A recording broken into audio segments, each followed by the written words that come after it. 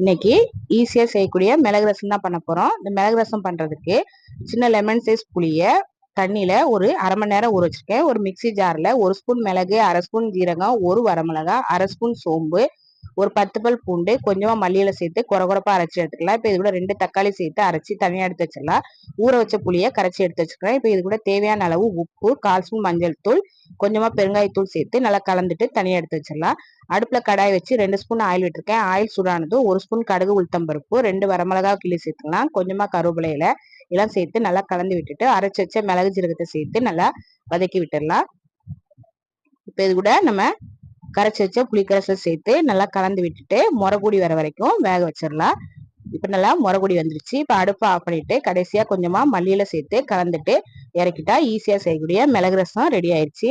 இந்த மாதிரி தான் நான் எப்பவுமே வீட்டுல செய்வேன். எல்லாருமே எங்க வீட்டுல ரொம்ப விரும்பி சாப்பிடுவாங்க.